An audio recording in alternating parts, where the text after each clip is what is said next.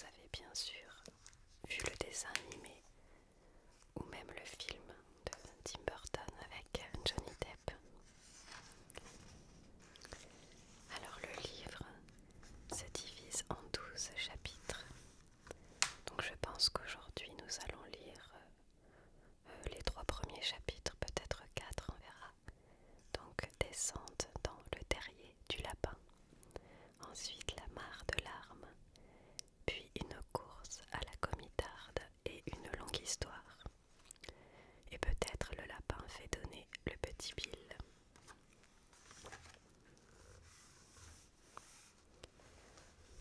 Donc on commence avec chapitre 1, descente dans le terrier du lapin.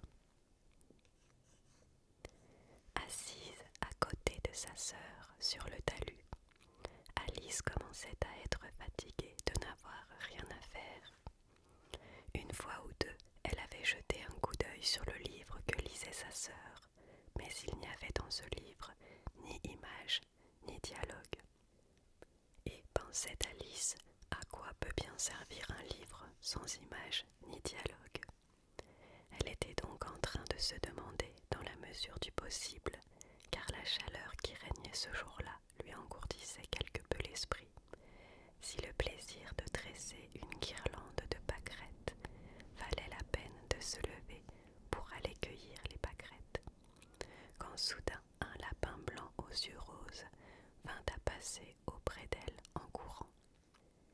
Il n'y avait là rien de particulièrement remarquable, et Alice ne trouva pas non plus très extraordinaire d'entendre le lapin dire entre ses dents « Oh là là, je vais être en retard ». Lorsqu'elle y repensa par la suite, elle admit qu'elle eût dû s'en étonner, mais sur le moment, cela lui parut tout naturel. Pourtant, quand le lapin s'avisa de tirer de son gousset une montre, de consulter cette montre, puis de se remettre à courir de plus belle, Alice se dressa d'un bond, car l'idée lui était tout à coup venue qu'elle n'avait jamais vu de lapin pourvu d'un gousset ou d'une montre à tirer de celui-ci. Brûlant de curiosité, elle s'élança à travers champs à la poursuite de l'animal, et elle eut la chance de le voir s'engouffrer dans un large terrier qui s'ouvrait sous la haie.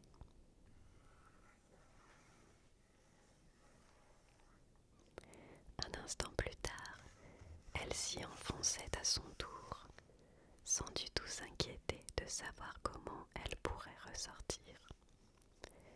Le terrier était creusé d'abord horizontalement comme un tunnel, puis il présentait une pente si brusque et si raide qu'Alice n'eut même pas le temps de songer à s'arrêter avant de se sentir tomber dans ce qui semblait être un puits très profond. Il faut croire que le puits était très profond ou alors la chute d'Alice était très lente, car en tombant, elle avait tout le temps de regarder autour d'elle et de se demander ce qu'il allait se produire. D'abord, elle essaya de regarder en bas pour se rendre compte de l'aspect des lieux où elle allait arriver, mais il faisait trop sombre pour y rien voir. Ensuite, observant les parois du puits, elle s'aperçut qu'elles étaient recouvertes de placards et d'étagères. De place en place étaient accrochées des cartes géographiques et des gravures. Elle saisit au passage un pot sur l'une des étagères. Il portait l'inscription « Marmelade d'orange », mais au grand désappointement d'Alice, il était vide. Elle n'osait le laisser choir, de crainte de tuer quelqu'un qui se fût trouvé au-dessous d'elle. Aussi fit-elle en sorte de le déposer dans l'un des placards devant lesquels elle passait en tombant. « Eh bien, se dit Alice, après une pareille chute, je n'aurai plus peur de tomber dans l'escalier.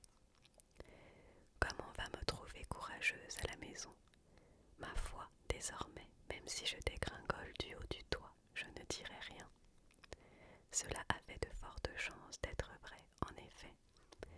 Elle tombait,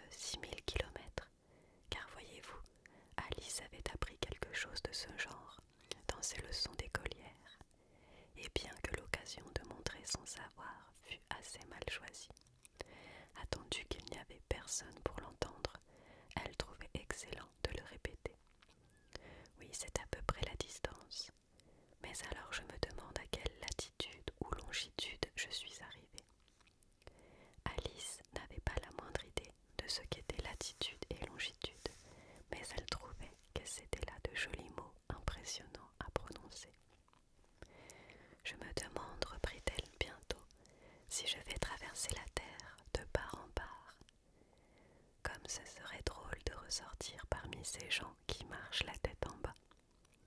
Les antipodistes, je crois. Elle fut bien contente cette fois qu'il n'y eut personne pour l'écouter, car cela n'avait pas du tout l'air d'être le mot juste. Mais il me faudrait alors leur demander le nom du pays, bien sûr. Pardon, madame, sommes-nous en Nouvelle-Zélande ou en Australie? Et elle tenta d'accompagner ses paroles d'une révérence. Imaginez ce que peut être la révérence d'une personne qui tombe dans le vide. Croyez-vous que vous pourriez faire une révérence si vous étiez dans ce cas? Et la dame pensera que je suis une petite fille bien ignorante. Non, il vaudrait mieux ne rien demander. Peut-être verrai-je le nom du pays inscrit quelque part. Cependant, elle tombait, tombait, tombait. Il n'y avait rien d'autre à faire. Aussi Alice bientôt se remit-elle à parler.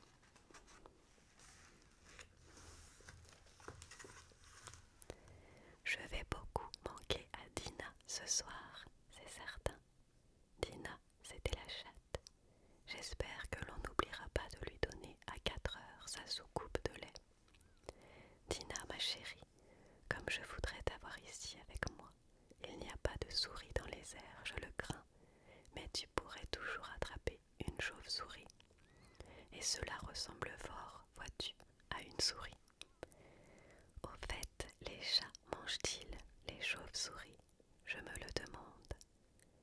À ce moment, Alice, qui commençait à somnoler, se mit à se répéter comme en songe. Les chats mangent-ils les chauves-souris? Les chats mangent-ils les chauves-souris? Et parfois, les chauves-souris mangent-elles les chats? Car voyez-vous, étant incapable de répondre à aucune des deux questions, peu importait qu'elle se posât l'une ou l'autre. Elle comprit qu'elle était en train de s'assoupir pour tout de bon, et elle venait à peine de commencer de rêver qu'elle se promenait la main dans la main avec Dina en lui demandant très sérieusement: Allons, Dina, dis-moi la vérité. As-tu jamais mangé une chauve-souris? Quand soudain, patatras, elle s'affala sur un tas de branchages et de feuilles mortes, et sa chute prit fin.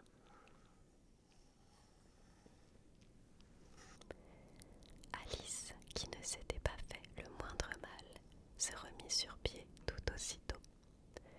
Elle leva la tête pour porter ses regards vers le haut, mais au-dessus d'elle, il faisait tout noir. Devant elle, il y avait derrière un long couloir, et le lapin blanc descendait ce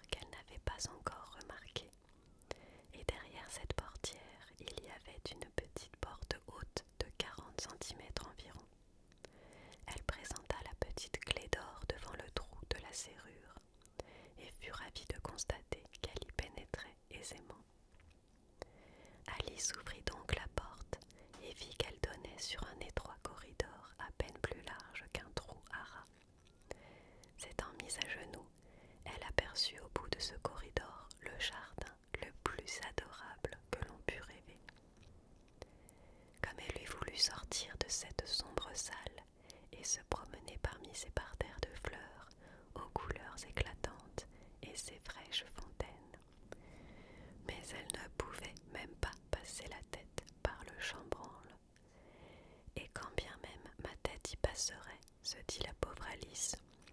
Cela ne me servirait pas à grand-chose puisque mes épaules ne la suivraient pas. Oh, que je voudrais pouvoir rentrer en moi-même comme un télescope. Je crois que j'y parviendrais si seulement je savais comment m'y prendre pour commencer. C'est que, voyez-vous, tant d'événements extraordinaires venaient de se produire qu'Alice en arrivait à penser que rien, ou presque, n'était véritablement impossible. Il paraissait inutile de rester à attendre devant la petite porte. Aussi revint-elle vers la table dans le vague espoir d'y trouver une autre clé, ou tout au moins un manuel indiquant la marche à suivre pour faire rentrer les gens en eux-mêmes, comme des télescopes. Cette fois, elle trouva sur la table un petit flacon qui, à coup sûr, n'y était pas tout à l'heure, se dit Alice, pourvu autour de son goulot d'une étiquette de papier portant les mots « Bois-moi », magnifiquement imprimés en gros caractères. C'était bien joli de dire « Bois-moi », mais la sage petite Alice n'était pas imprudente au point d'obéir à l'étourdie à cette injonction. « Non, je vais d'abord voir, se dit-elle, si le mot poison y est ou non mentionné. » Car elle avait lu plusieurs charmantes petites histoires où il était question d'enfants brûlés vifs, ou dévorés par des bêtes sauvages, ou victimes de maintes autres mésaventures, toujours parce qu'ils n'avaient pas voulu se souvenir des simples avertissements que leurs amis leur avaient donnés.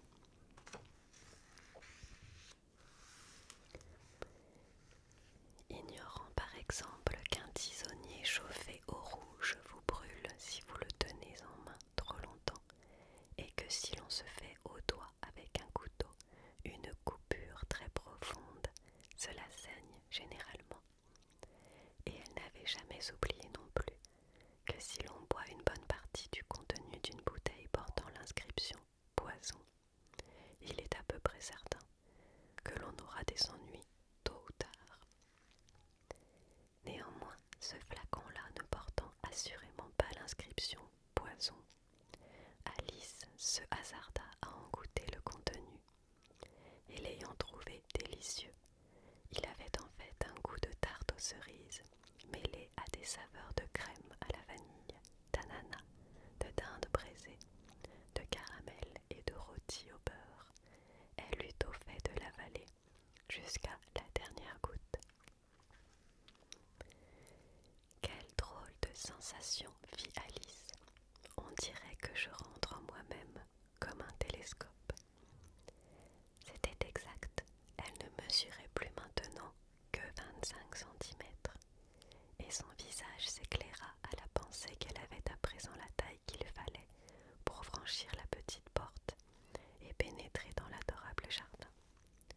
Pourtant, elle attendit un instant encore pour voir si elle allait continuer de rapetisser. Cela l'inquiétait un peu. Car voyez-vous, se disait Alice, je pourrais bien finir par me réduire à néant, telle une bougie. Je me demande de quoi j'aurai l'air alors. Et elle essaya d'imaginer à quoi ressemble la flamme d'une bougie après qu'on l'a soufflée, car elle ne se souvenait pas d'avoir vu jamais rien de semblable. Au bout d'un moment, et comme il ne se passait rien, elle décida d'aller dans le jardin sans plus attendre. Mais hélas, pauvre Alice, en arrivant devant la porte, elle s'aperçut qu'elle avait oublié la petite clé d'or, et quand elle revint vers la table la chercher, elle comprit qu'il lui était impossible de l'atteindre. Elle la voyait distinctement à travers la dalle de verre, et elle essaya d'escalader l'un des pieds de la table, mais il était trop lisse, et quand ses vaines tentatives l'eurent épuisée, la pauvre enfant s'assit par terre et fondit en larmes. « Allons, à quoi bon pleurer comme cela ?» se dit avec sévérité Alice. « Je te conseille de cesser sur le champ. » Elle avait l'habitude de se donner de très bons conseils, qu'elle suivait du reste rarement. Et il lui arrivait de se mourir gêné si fort que les larmes lui en venaient aux yeux. Elle se rappelait même avoir essayé une fois de se tirer les oreilles parce qu'elle avait triché au cours d'une partie de croquettes qu'elle jouait contre elle-même, car cette singulière petite fille aimait beaucoup à faire semblant d'être de personne. Mais il est inutile, à présent, se dit la pauvre Alice, que je fasse semblant d'être deux, alors qu'il reste à peine assez de moi-même pour faire une seule personne digne de ce nom. Bientôt, son regard tomba sur une petite boîte de verre que l'on avait posée sur la table. Elle l'ouvrit et trouva dedans un très petit gâteau sur lequel les mots « Mange-moi » étaient fort joliment inscrits en lettres formées par la juxtaposition d'un certain nombre de grains de raisin sec. « Ma foi, je vais le manger, se dit Alice. S'il me fait grandir, je pourrai atteindre la clé. Et s'il me fait rapetisser, je pourrai me glisser sous la porte. Donc de toute façon, je pénétrerai dans le jardin. Et ensuite, advienne que pourra. » Elle mangea un petit morceau du gâteau et se demanda avec inquiétude dans quel sens, dans quel sens. En tenant sa main posée sur sa tête pour savoir si elle grandissait ou rapetissait, et elle fut toute surprise de constater qu'elle ne changeait pas de taille.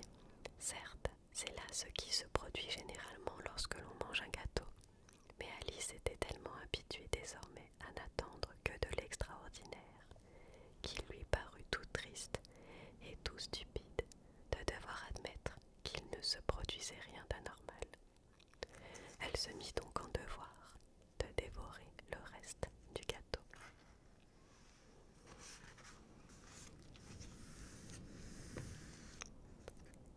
Chapitre 2.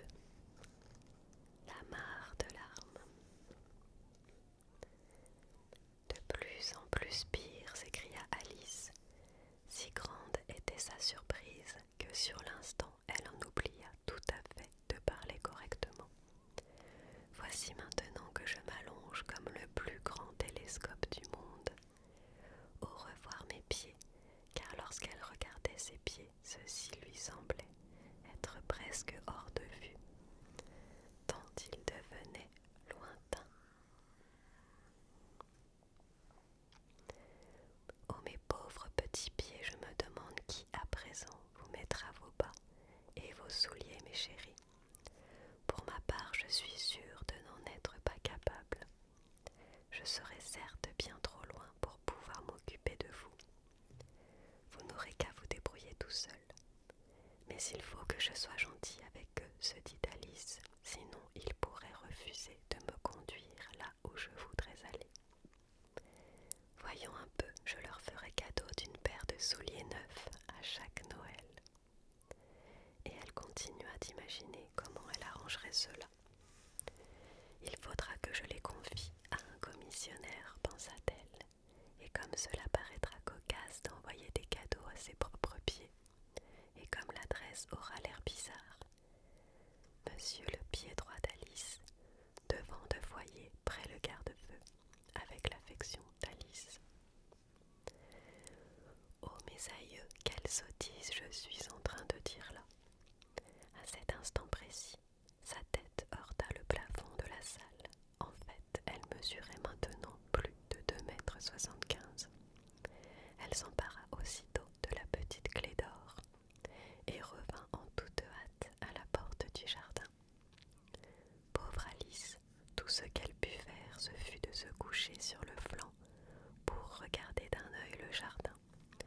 Mais passer de l'autre côté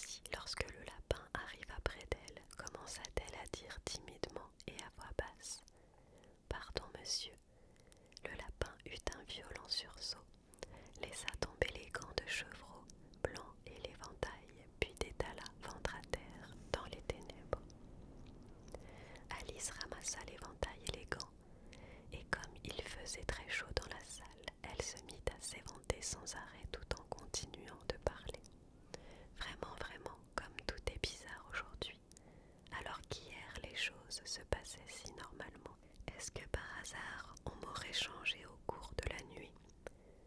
Réfléchissons, étais-je identique à moi-même lorsque je me suis levée ce matin? Je crois bien me rappeler m'être sentie un peu différente de la Alice d'hier. Mais si je ne suis pas la même, il faut se demander alors qui je peux bien être. Ah, c'est là le grand problème. Et elle se mit à penser à toutes les petites filles de son âge qu'elle connaissait afin de savoir si elle ne serait pas devenue l'une d'elles. Je suis sûre de n'être pas Ada, se dit-elle, car elle a de longs cheveux bouclés, alors que les miens ne bouclent pas du tout. Je suis sûre également de n'être pas Mabel, car je sais toutes sortes de choses, et elle, oh, elle en sait si peu. En outre, elle est elle, et je suis moi. Et oh là là, que c'est donc compliqué. Je vais essayer de passer en revue toutes les choses que je savais. Voyons, 4 fois 5 font 12, 4 fois 6 font 13, et 4 fois 7 font... Oh mes aïeux, à ce train-là, je n'irai jamais jusqu'à 20. Après tout, la table de multiplication, cela n'importe guère. Voyons la géographie. Londres est la capitale de Paris, et Paris est la capitale de Rome. Et Rome, non, tout cela est faux, j'en suis certaine. On a dû me changer en ma belle. Je vais essayer de réciter. Voyez comme. C'est en croiser les mains sur les genoux comme pour réciter une leçon. Elle se mit à dire le poème, mais sa voix avait un son rauque et étrange, et les mots prononcés n'étaient pas ceux qu'elle attendait. Voyez comme le crocodile sait faire rutiler sa queue en répandant l'onde du Nil sur ses jolies écailles bleues. Comme il écarte bien ses griffes, comme gaiement il semble boire lorsqu'il ouvre au poisson rétif ses ensorcelantes mâchoires. Je gagerais que ce n'est pas cela, se dit la pauvre Alice, et ses yeux s'emplirent à nouveau de larmes tandis qu'elle poursuivait.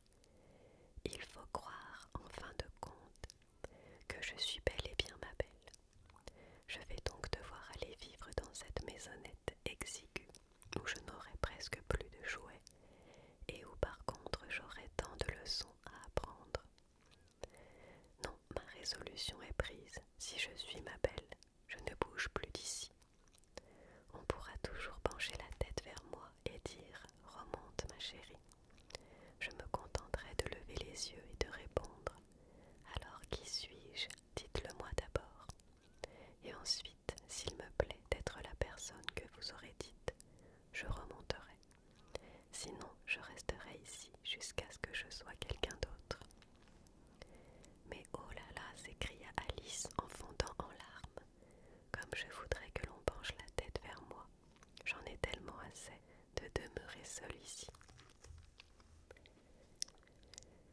En disant cela, elle abaissa son regard vers ses mains et fut surprise de voir que tout en parlant, elle avait enfilé l'un des gants de chevreau blanc du lapin. « Comment ai-je bien pu y réussir ?» se demanda-t-elle. « Je dois être de nouveau en train de rapetisser. » Elle se leva et alla vers la table pour s'y mesurer. Elle constata que selon l'approximation la plus probable, elle avait maintenant environ 60 cm de haut et qu'elle continuait de raccourcir rapidement. Elle comprit bientôt que la cause de ce phénomène n'était autre que l'éventail qu'elle tenait en main.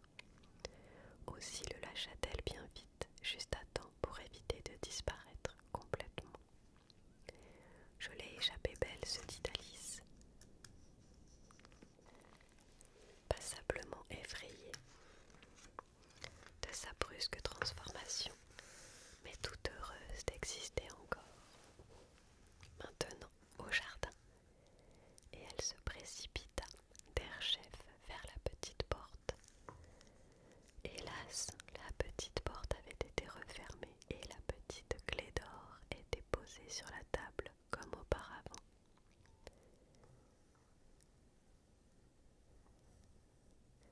Tout va de mal en pis, pensa la pauvre Alice, car jamais encore je n'avais été si petite, jamais.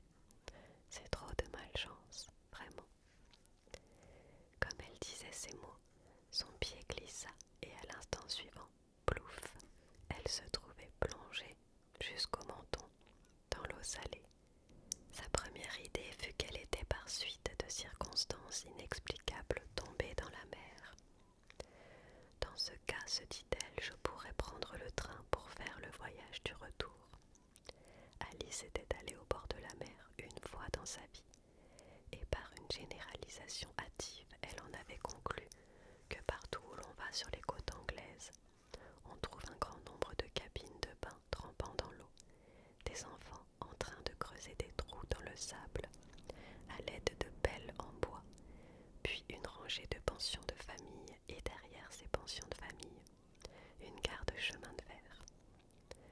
Cependant, elle ne tarda pas à comprendre qu'elle se trouvait dans la mare formée par les larmes qu'elle avait versées lorsqu'elle avait 2,75 m de haut. « Je regrette d'avoir tant pleuré, » se disait Alice en nageant et en s'efforçant de gagner la rive. « Je vais en être bien punie maintenant, je suppose, s'il me faut me noyer dans mes propres larmes. Ce sera là un bizarre accident, à coup sûr, mais tout est bizarre aujourd'hui. » À cet instant précis, elle entendit patauger non loin d'elle dans la mare. Elle se mit à nager pour voir de quoi il s'agissait dans la direction d'où venait le bruit. D'abord elle pensa que cela pouvait être un morse ou un hippopotame, mais se souvenant qu'elle était à présent toute petite, elle comprit bientôt que ce n'était qu'une souris qui avait glissé dans la mare, tout comme elle. Pourrait-il être de quelque utilité maintenant, se demanda Alice, de parler à cette souris?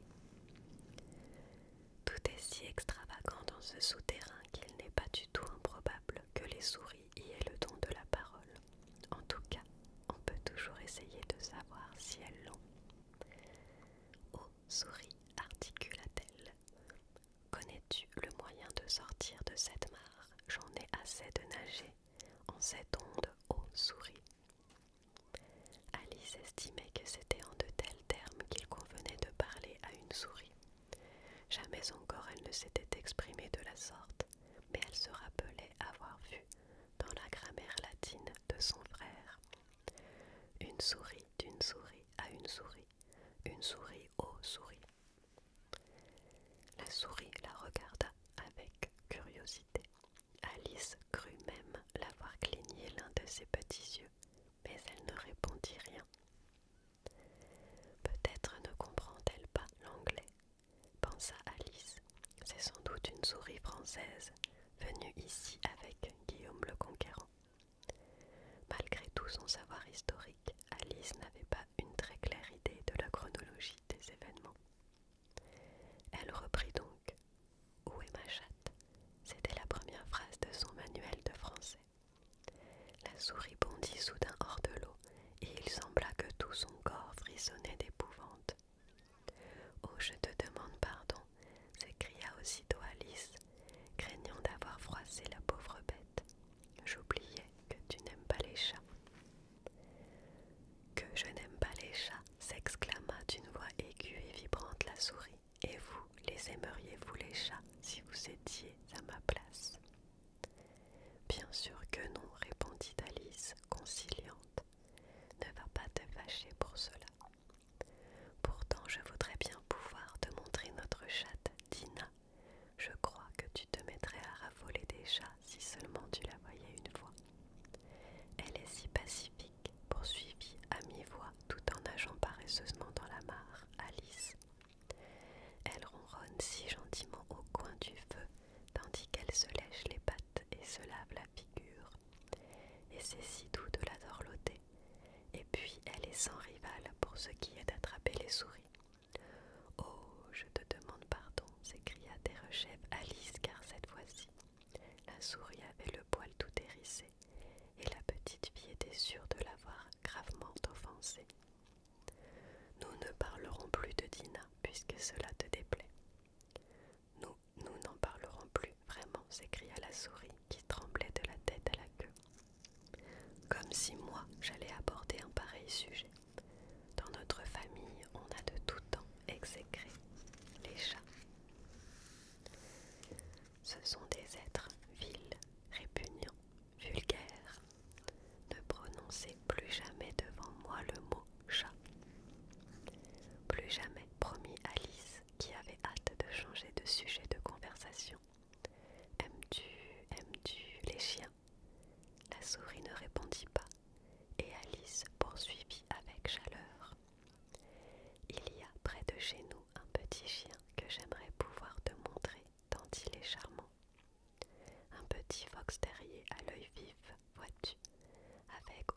si longs poils bouclés. Il rapporte tous les objets qu'on lui jette. Il fait le beau pour demander son déjeuner et exécute tant et tant de tours que je ne puis me rappeler la moitié d'entre eux. Il appartient, vois-tu, à un fermier, et ce fermier dit qu'il lui est tellement utile qu'il vaut bien 1000 francs. Il dit qu'il tue tous les rats, et oh là là, s'écria d'une voix chagrine Alice, j'ai grand peur de l'avoir de nouveau offensée. Car la souris s'éloignait d'elle en nageant avec l'énergie du désespoir et en soulevant sur son passage une gerbe d'eau. Alice l'appela donc d'une voix doucereuse. Reviens, je t'en prie, petite souris chérie, et nous ne parlerons ni de chat, ni de chien, puisque tu ne les aimes pas. Quand la souris entendit cela, elle fit demi-tour et revint lentement à la nage vers Alice. Son visage était tout pâle, de colère, pensa la petite fille, et l'animal dit en tremblant et à voix basse. Regagnant le rivage, là je vous raconterai mon histoire, vous comprendrez alors pourquoi je déteste les chiens et les chats. Il était grand temps de partir car la mare se trouvait à présent fort encombrée d'animaux divers qui étaient tombés dedans. Il y avait un canard et un dodo, un lori et un aiglon, et nombre d'autres créatures bizarres. Alice se mit à leur tête, et toute la troupe regagna à la nage la terre ferme.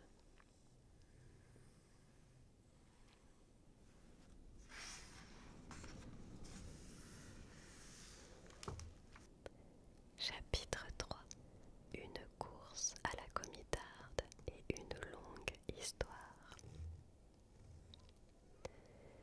Ce fut vraiment une singulière assemblée que celle qui se tint sur le rivage. Les oiseaux laissaient traîner lamentablement leurs plumes. Les mammifères avaient la fourrure collée au corps. Et tous étaient trempés, mal à l'aise et de maussade humeur. La première question abordée concerna bien entendu la façon de se sécher. Chacun donna son avis à ce sujet, et au bout de quelques minutes, il paraissait tout naturel à Alice de bavarder familièrement avec ses nouveaux compagnons, comme si elle les eût depuis toujours connus. À dire vrai, elle eut une assez longue discussion avec le lori qui finit par prendre un air boudeur et par déclarer assez sottement « Je suis plus vieux que vous, je dois mieux que vous savoir ce qu'il faut faire. » Ce qu'Alice ne voulut pas admettre sans connaître son âge exact, et comme le lori refusait catégoriquement de le dire, la discussion tourna court. Finalement, la souris, qui semblait avoir un certain ascendant sur les autres animaux, ordonna d'une voix forte « Asseyez-vous tous et écoutez-moi. J'aurais tôt fait de vous faire suffisamment sécher. » Tout le monde aussitôt s'assit en formant un large cercle, au centre duquel se trouva la souris.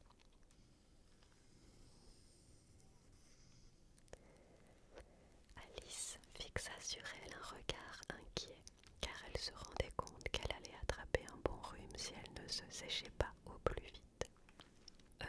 Fit la souris en prenant un air important. Êtes-vous tous prêts? Voici l'histoire la plus aride, la plus propre à vous faire sécher sur pied que je connaisse. Silence à la ronde, je vous prie.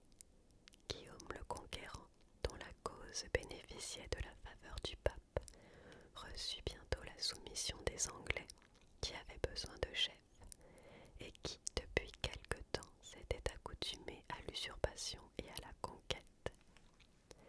Edwin et Morcar, comtes de Mercie et de Northumbrie. Brrr, fit en frissonnant le lori. Je vous demande pardon, dit la souris, très poliment, mais en fronçant le sourcil. Avez-vous dit quelque chose? Ce n'est pas moi, se hâta d'affirmer le lori. J'avais cru entendre parler, reprit la souris. Je continue. Edwin et Morcar, comtes de Mercie et de Northumbrie, se rallièrent à son parti, et l'archevêque patriote de Canterbury,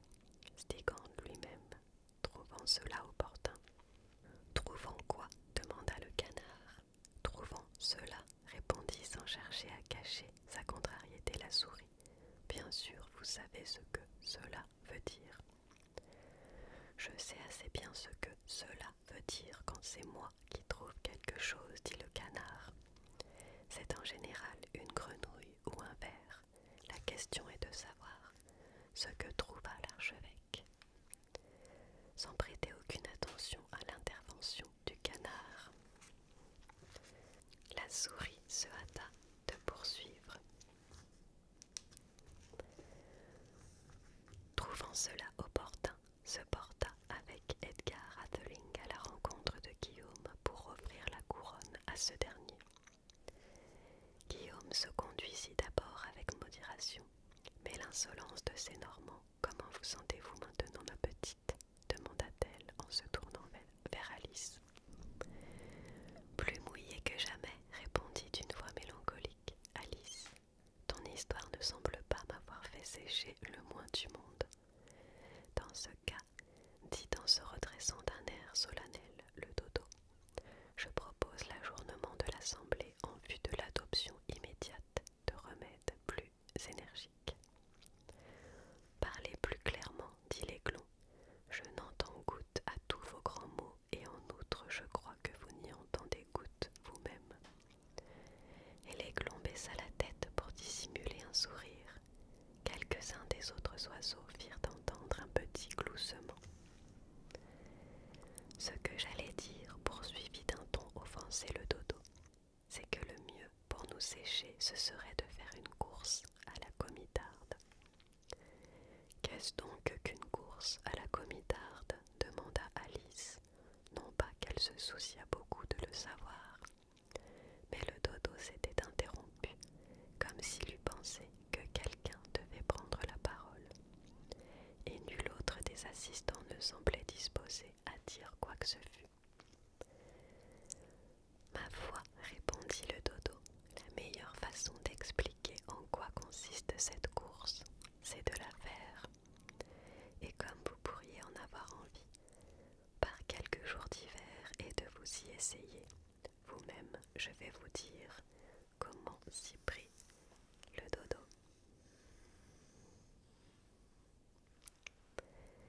Tout d'abord, il délimita une piste de course vaguement circulaire. La forme exacte, dit-il, importe peu. Ensuite, tous les assistants furent éparpillés çà et là le long de la piste. Il n'y eut pas l'habituel signal 1, 2, 3, partez. Les participants se mirent à courir quand bon leur sembla et abandonnèrent la course au gré de leur fantaisie, de sorte qu'il n'eût pas été facile de savoir à quel moment elle prit fin. Néanmoins, lorsqu'ils eurent couru pendant une demi-heure environ et qu'ils furent de nouveau tout à fait secs, le dodo proclama soudain « La course est terminée » et ils se pressèrent tous, tout essoufflés autour de lui pour demander « Mais qui a gagné ?» À cette question, le dodo ne pouvait répondre avant d'avoir mûrement réfléchi, et il se tint pendant un assez longtemps, quoi, un doigt sur le front, pose dans laquelle on voit d'ordinaire Shakespeare sur les tableaux qui le représentent, tandis que les autres attendaient en silence. Enfin, le dodo déclara « Tout le monde a gagné et tous nous devons recevoir des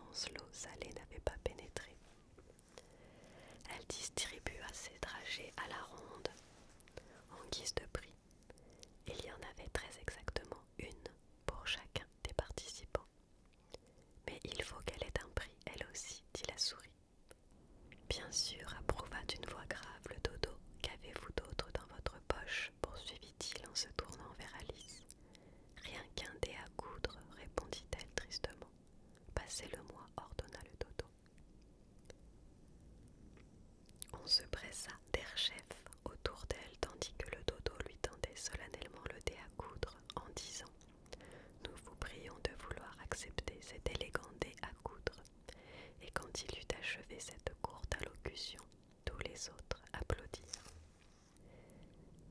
Alice jugea ces simagrées fort absurdes, mais ils avaient tous l'air si sérieux qu'elle n'osa pas en rire, et ne trouvant rien à répondre, elle se contenta de s'incliner, de saisir le dé à coudre et de prendre un air aussi solennel que possible.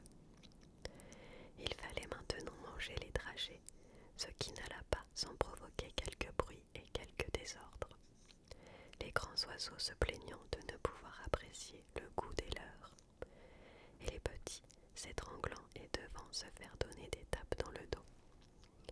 Néanmoins, tout finit par s'arranger, et les assistants se rassirent en cercle et prièrent la souris de prononcer encore quelques mots.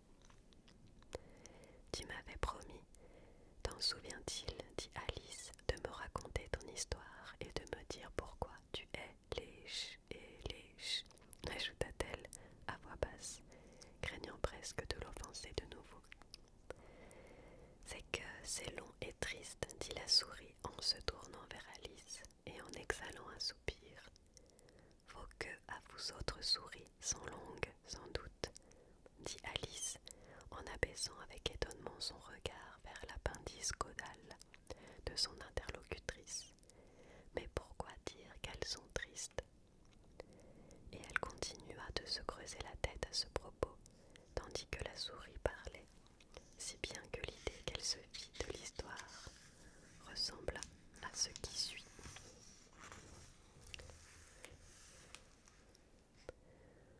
Furie dit à une souris qui l'avait surprise au logis: « Je te dresse procès-verbal, suis-moi donc jusqu'au tribunal.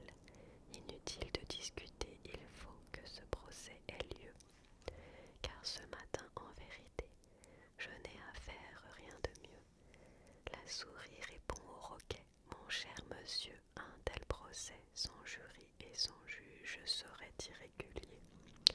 Moi je serai le juge et aussi le jury, dit le rusé. Furie, je réglerai ton sort par ce verdict de la mort. » Vous ne m'écoutez pas, reprocha à Alice la souris d'un ton de voix sévère. À quoi pensez-vous donc? Je te demande pardon, dit d'un air contrit Alice. Tu en étais arrivée, je crois, à la 5e courbe. Un nœud, articula d'un ton sec la souris furieuse. Un nœud, dit Alice, toujours prête à rendre service et jetant autour d'elle des regards scrutateurs. Oh, laisse-moi t'aider à le défaire. Jamais de la vie, s'écria la souris en se levant et en s'éloignant de la petite fille. Vous m'insultez en débitant de pareilles sottises. Telle n'était pas mon intention, protesta Alice. Mais tu es, vois-tu, si susceptible. Pour toute réponse, la souris émit un gigotement. Je t'en prie, reviens finir ton histoire, lui cria Alice, et les autres s'exclamèrent en chœur. Oh oui, reviens. Mais la souris ne fit que hocher rageusement la tête et presser le pas. Quel dommage qu'elle n'ait pas voulu rester avec nous, soupira le lori dès qu'elle fut hors de vue.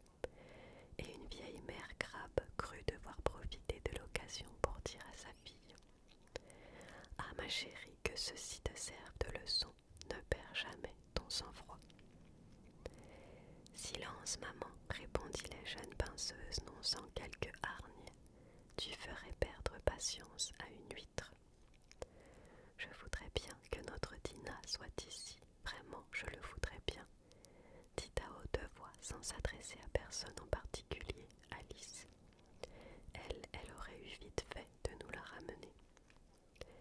Et qui donc est Dinah, si je peux me permettre de vous poser la question, demanda le lori.